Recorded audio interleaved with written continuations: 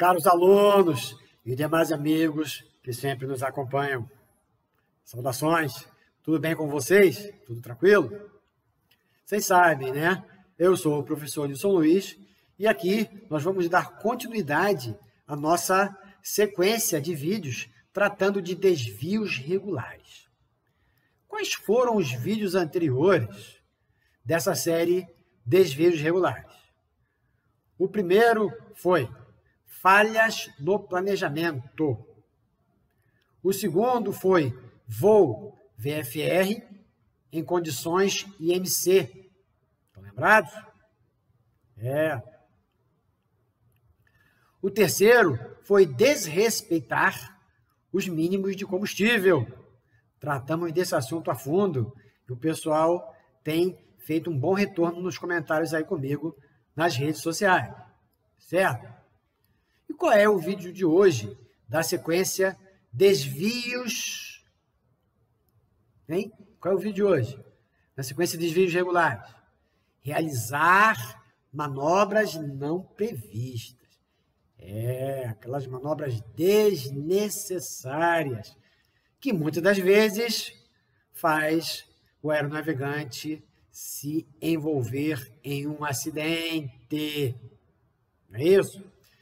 São dessas manobras não previstas que nós vamos falar a partir de agora. Mas antes tem aquele recadinho usual, né? Para você se inscrever no canal do professor Nilson Luiz no YouTube. Se inscreva no canal do professor Nilson Luiz no YouTube, acione o sininho e receba as notificações do material que a gente insere lá, não é isso? Dê seu like, nos ajude a continuar esse trabalho. A segurança de voo, ela precisa ser feita de maneira concreta e efetivamente buscando o quê? Diminuir o número de acidentes. Tá claro? Então vamos lá. Realizar manobras não previstas, né? Só o título já explica, mas se não está previsto, por que o camarada está fazendo, né? Mas faz. Infelizmente, a gente tem que comentar essas coisas que não são poucos os acidentes que eu atendi, né? E que também outros colegas de investigação atenderam, onde uma condição de conduta adequada já evitaria o acidente. Uma conduta operacional adequada evitaria o acidente. É claro que aqui nós não vamos entrar no mérito da conduta, né? Cada um tem sua consciência. Nós vamos tratar efetivamente de que maneira que as manobras não previstas, né, corroboram em acidentes aeronáuticos. É claro que isso é um ambiente, um conjunto enorme de informações, e eu selecionei algumas aqui para a gente tratar, que não vai esgotar o assunto, mas que vai ser bem pontual e bem específico para esclarecer, né, até que ponto os colegas precisam entender que não se deve repetir tais condutas.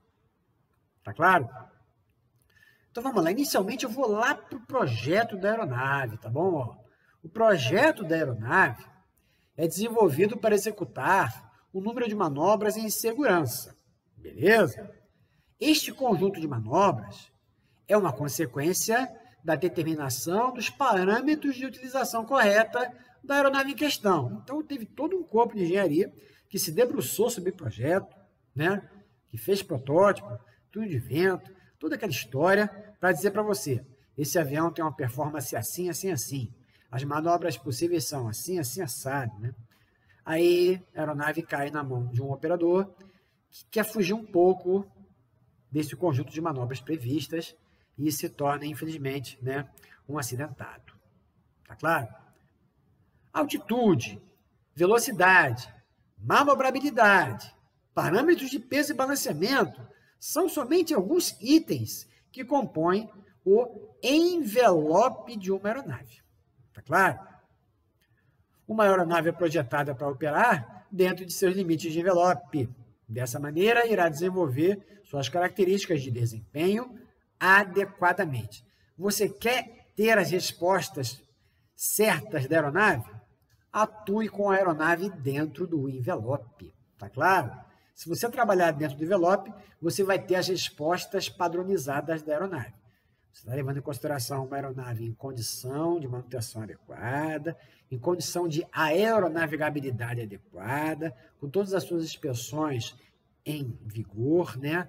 Todas as certificações adequadas, todos os BS, enfim. O avião está pronto para ser utilizado dentro das condições limitadas definidas pelo seu envelope. Tá claro? A partir do momento que o uso da aeronave foge às condições definidas por seu envelope, a transmissão das cargas / esforços por sua estrutura será diferente do projetado. Tá claro? Fica imediato para vocês entenderem isso, né? Assim, estarão sendo atingidas condições não previstas para seu desempenho. Se você atuar fora do que o envelope define, você vai ter respostas fora daquelas que estão lá no manual de voo. Não é isso? Você está fazendo algo que não necessariamente o avião vai responder para você da forma que você espera. Então, de que forma que o avião vai responder, Nilson? Aí, meu amigo, você já está partindo da parte fora do envelope. Se em uma condição controlada, né, até certo ponto controlada, a gente estaria tratando de ensaios em voo. Só que nosso ambiente aqui não é de ensaio em voo. Nosso ambiente aqui é de operação normal da aeronave, de qualquer que seja a aeronave que nós estamos tratando aqui. Nós estamos sendo genéricos, não é isso? Então, não há, né, questionamento a fazer. O que eu fizer diferente do envelope, o que vai acontecer? Não, você não tem que fazer nada fora do envelope. Essa que é a condição que você, de maturidade de tripulação que você tem que admitir. Você tem que adquirir. O envelope está aqui, é dentro do envelope que eu vou utilizar a aeronave, que eu vou fazer a operação. Tá claro? O exibicionismo, através de voos de baixa altura, executando manobras não previstas, constitui motivação de uso inadequado de aeronaves fora das condições de envelope previstas. É imediato entender isso, né? Acrobacias com aeronaves não preparadas para tal e pilotos não treinados para manobras acrobáticas contribuem para acidentes simples de ser evitados. Só nesse tipo de acidente aqui, ó, de manobras não necessárias, né, com aeronaves não preparadas e pilotos não treinados, eu já atendi uns 10, se não for mais, né? Situações plenamente evitáveis, quando você deliberadamente foge das condições do envelope da aeronave. Tá claro? Algumas vezes, a execução de manobras além do envelope se dá na busca do alto desempenho em curvas demasiadamente fechadas, né? Se for em competição, é outra coisa. Pilotos preparados, aeronaves concebidas para aquele fim, né? Mas em aeronaves normais, de uso normal, você não deve fazer curvas demasiadamente fechadas para conseguir um desempenho maior do que esperado. O desempenho é aquele previsto, né? Para exemplificar melhor essa situação, eu vou lançar mão de uma pequena parte de uma aula que eu dei lá no curso de prevenção de acidentes aeronáuticos da aviação agrícola, promovido pelo SINDAG. Eu até sugiro vocês acompanhar o SINDAG aí nas redes sociais. SINDAG quer dizer Sindicato Nacional de Indústrias Aeroagrícolas. Nós temos turmas anuais desse curso, né? Tem ano que tem até mais de uma turma, devido à demanda, né? Então, o que é esse curso? É um curso de segurança de voo voltado para a operação agrícola, tá claro? Então, eu vou pensar um exemplo que eu usei lá, que eu acho pertinente para essa nossa conversa de agora, tá certo? Então, para você que não conhece nada da operação agrícola, você tem lá uma área rural, né? Imagina um terreno retangular. Eu vou colocar um terreno retangular, porque é mais fácil de entender, mas a coisa mais difícil que tem é um desenho regularzinho direitinho, né?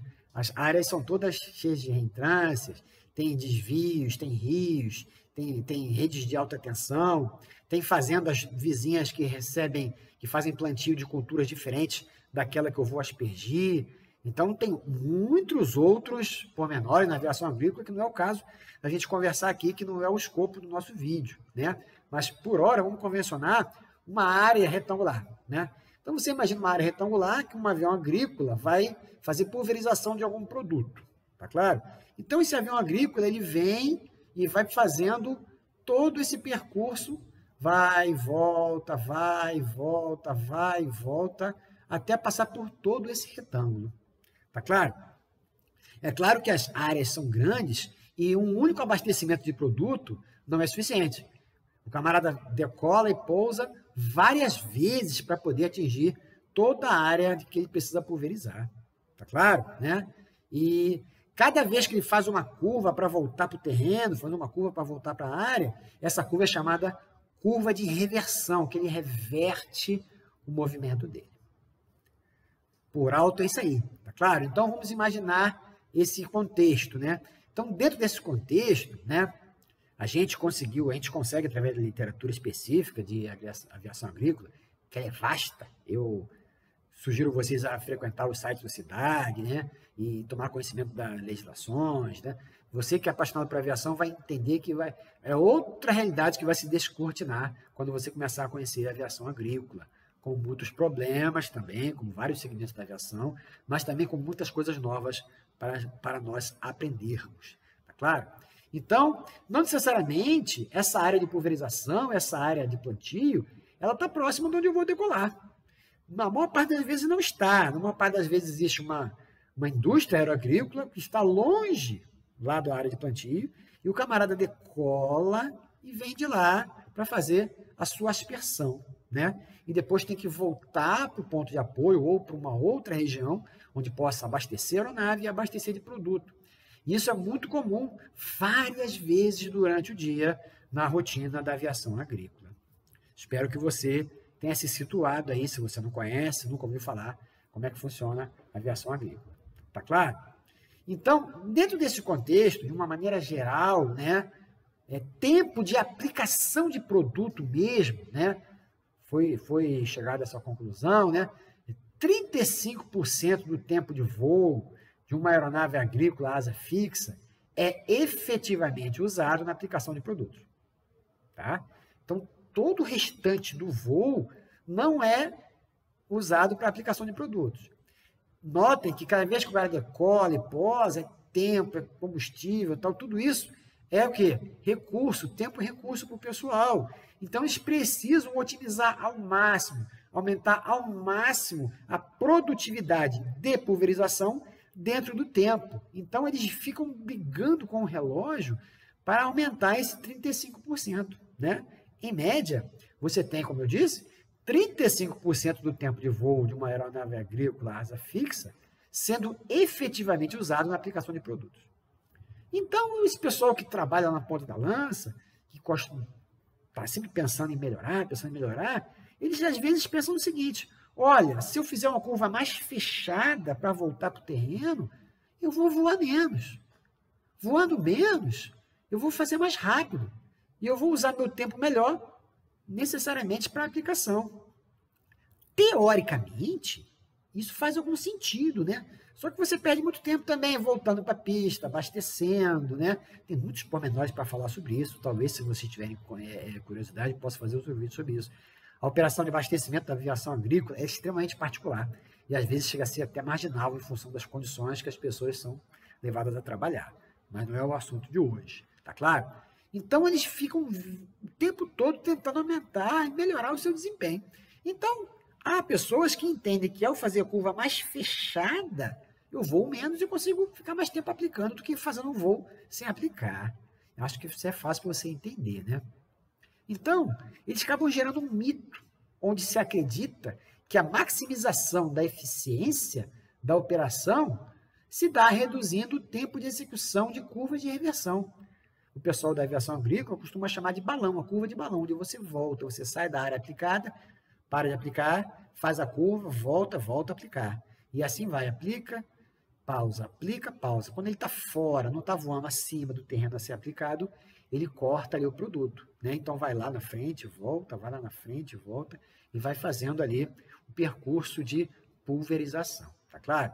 Então, existe esse mito, muitas pessoas ainda acreditam nesse mito que ao fazer a curva mais fechada, eu vou conseguir ficar mais tempo pulverizando do que voando sem pulverizar. Ficou claro para você?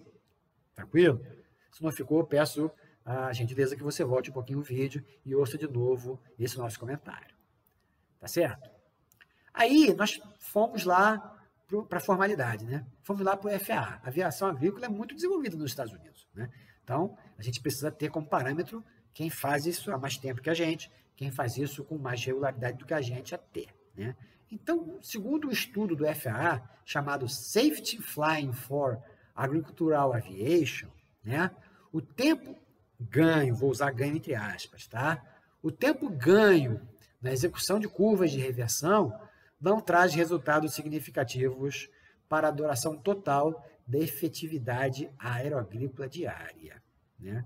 Então, qual foi o universo admitido nesse estudo lá do FAA, tá? Uma aeronave segura, com velocidade mínima, velocidade de stall, né? De 60 milhas. Claro, salva aí, 60 milhas é a velocidade mínima. Asas niveladas e flaps recolhidos, tá bom? Essas características de desempenho para esse estudo, tá? Arco de curva a ser realizado de 270 graus, mais algum ajuste que o piloto tenha que fazer para voltar para o eixo que ele estava pulverizando. Ele sempre procura pulverizar no eixo paralelo do último eixo que ele pulverizou, né? Para não perder produto onde já aplicou e também não deixar um buraco, uma lacuna entre uma área aplicada e a outra, tá claro? Então ele procura aplicar sempre caindo no finalzinho da aplicação anterior. Então ele procura voar paralelo. Então ao final da curva de reversão ele sempre pode fazer um pequeno ajuste. Então no estudo aqui do FAA que a gente está usando como referência, né? Você tem arcos de curva de 270 graus a realizar, mais algum pequeno ajuste que o piloto possa fazer para manter o alinhamento com a linha, né, de aspersão anterior. Tá claro? Esse estudo foi, de maneira proposital, né, foi colocado numa realidadezinha que lembra, que é muito próximo da performance do Embraer 201 Alpha, nosso Ipanema, né? Então, o Ipanema 201, ele tem essa performance. Então, esse estudo do FAA não foi feito com esse universo de maneira aleatória. Ele foi feito com esse universo para exatamente eu poder usar o manual do Ipanema como base. Está claro para vocês? Então, essa é a realidade. Então, lá no manual do Ipanema, ele diz o seguinte, se você faz dentro dessa realidade aqui, tá? Se você faz uma curva com inclinação de 45 graus, nessa realidade, tá? 270 graus, mais algum ajuste. Se você faz uma curva com inclinação de 45 graus, você vai consumir 21,4 segundos para fazer essa curva. Para fazer uma curva, tá? Esse estudo foi muito pontual. Já, se eu fizer essa curva, em vez de 45, inclinar mais, fizer com 60 graus, eu vou fazer essa curva mais rápido, porque eu vou estar voando menos, a curva mais fechada, que é aquela história do mito que eu falei para vocês, né? Então, com a curva de 60 graus, eu vou fazer essa curva com 18,6 segundos, né? Poxa, Nilson, um pouco menos, então faz sentido, né? Não é mito, não, faz sentido.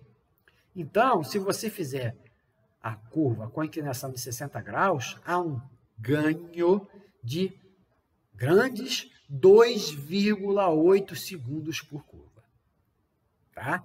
Então, vai analisando aí a relação custo-benefício. Você fazer as curvas em 45, uma certa condição, né, de impacto, ficar inclinado, né? Você não vai fazer uma curva, duas, você vai fazer muitas, né? Se você fizer em 45 graus, você vai fazer a curva com 21,4 segundos.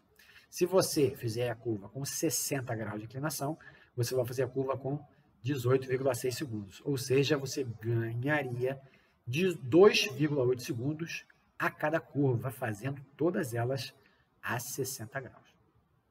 Então, já que o estudo focou no Ipanema, né, levando em consideração a performance do Ipanema 201 Alpha, né, vamos ver ali, ó, no manual de operação, né, seção 2.8 limites e seção 2.9 limite de fator carga, eu tenho algumas características importantes para levantar para você. Primeiro, o ângulo de inclinação nas categorias normal e restrita não pode ultrapassar 60 graus. Beleza? Então, eu falei que na maior naturalidade, uma curva de 60 graus, na verdade, se tratando de Ipanema 201 alfa, uma curva de 60 graus de inclinação é uma curva com o máximo de inclinação que o envelope da aeronave permite.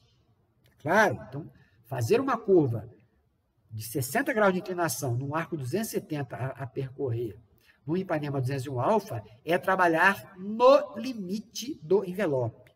Ficou claro? Beleza.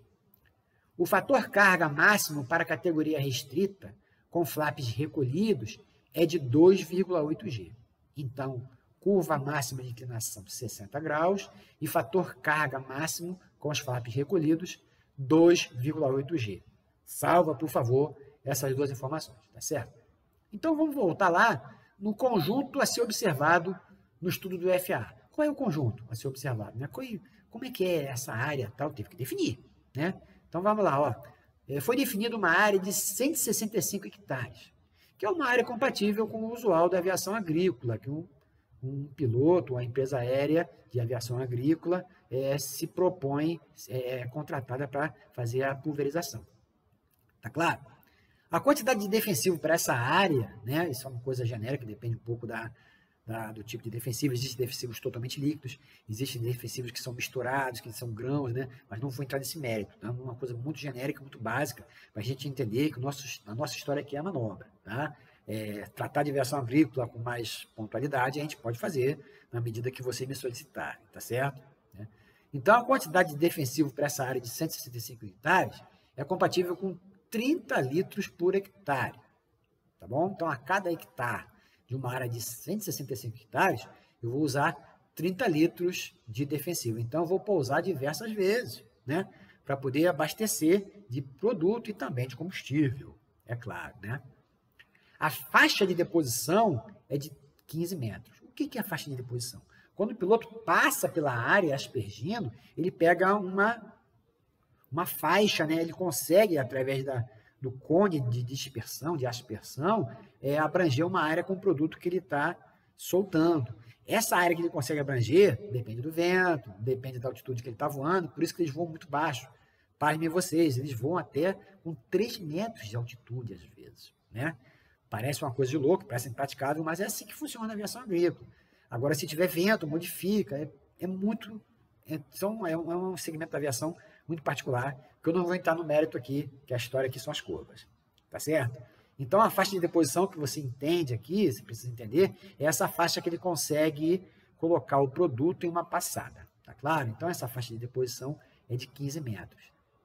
Então, nesse caso, ele vai ter uma quantidade de cargas de 10 cargas. O que é carga na aviação agrícola? Carga são as vezes que você abastece o hopper.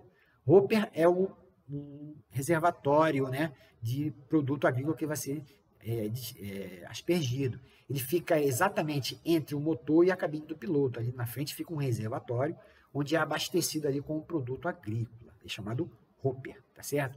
Então ele vai precisar de 10 cargas. O que é isso? Ele vai precisar encher esse hopper 10 vezes. Então eu vou ter 10 pousos. 10 pousos para pulverizar uma área de 165 hectares com 30 litros de defensivo, né, por hectare. Tá claro? Então, dentro de todo esse contexto, o que é mais importante para a gente? Né? Pelo cálculo executado, né, o número de curvas de reversão, chegamos na curva, o número de curvas de reversão que vai ser necessário serão 60. Ele vai precisar fazer 60 curvas de reversão para poder aplicar, né, o defensivo dele nos 165 hectares para qual ele foi contratado para fazer o piloto agrícola. Tá claro para vocês? Agora vamos voltar para aquela história da inclinação de 45 graus e 60. Lembra? Com 45 graus você fazia a curva em 21,4 segundos. Com 60 graus você faz a curva com 18,4 segundos. Não é isso? Ou seja, você faz com 2,8 segundos a menos. Então, se você admitir que você vai fazer aproximadamente, estou arredondando, 60 curvas com inclinação de 60 graus, lembrando que a curva de 60 graus com o Ipanema 201 alfa é a curva de inclinação máxima segundo o envelope da aeronave, manual, tá certo? Então, se você admitir que vai fazer as 60 curvas, todas elas com 60 graus de inclinação, qual é o ganho de tempo que você vai ter se você, em relação que se você fizesse com 45 graus? Foi feita essa conta, né? Serão economizados, né? 2,8 segundos por curva, né? Vezes 60. Então, você vai economizar 168 segundos, ou seja, menos de 3 minutos por área considerada. Nesse caso aqui, 165 hectares. Então, notem vocês, para o piloto deixar de fazer as curvas com 45 graus, com uma curva menos desconfortável, né? Para fazer todas elas com 60 graus de inclinação, sendo que vai estar trabalhando no limite do envelope, não é isso? No limite do envelope, né? Então, para fazer tudo isso, com todo esse desgaste de trabalhar no limite do envelope, com 60 curvas, ele vai ganhar menos de 3 minutos em 165 hectares. Chegou à conclusão que eu queria que você chegasse? Vale a pena, né, fazer 60 curvas com 60 graus de inclinação ou fazer as 60 curvas com 45 graus de inclinação e ter um gerenciamento de risco mais folgado, trabalhar mais tranquilo, trabalhar menos pressionado, né?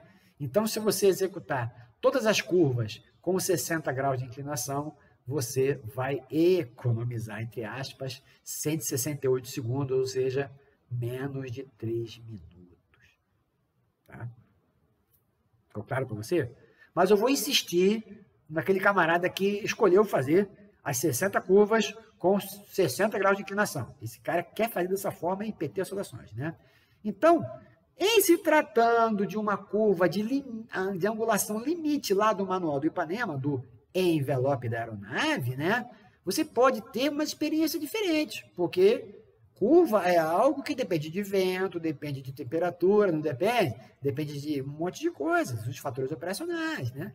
Então, buscar sustentação em uma curva de 60 graus com 2G pode levar a aeronave a ter que se inclinar mais para manter a sustentação. E com isso você pode ultrapassar os 60 graus, vai ser uma questão de sobrevivência, né? De manter a sustentação, né? Então, se você aumentar dos 60, você pode até, segundo o manual aqui, atingir 70 graus de inclinação. Tá claro? Caso se atinja os 70 graus de inclinação, serão necessários 2,92G para sustentar a aeronave na curva, para não dar faca, né? E foi dito para você antes que o fator máximo de carga para a categoria restrita com flaps reduzidos era de 2,8G, né? Então, se o camarada chegar a 70 graus de inclinação, ele pode chegar a 2,92G. Com isso, meus amigos, o limite de 2,8, né, de 2,8G vai ser extrapolado. O que vai acontecer se o limite de 2,8G for extrapolado? O stall assimétrico é certo, não tem conversa, né? A aeronave vai responder em função daquilo que ela foi projetada, como nós falamos no início do nosso vídeo, não é isso? E tendo o stall assimétrico certo, não haverá altitude para recuperação. Por quê? Porque se tivesse uma altitude, ele podia dar nariz, ganhar velocidade, só que a aviação agrícola voa muito baixo. Quando ele pensar em dar nariz, ele já se chocou com o solo. Tá claro, meus amigos?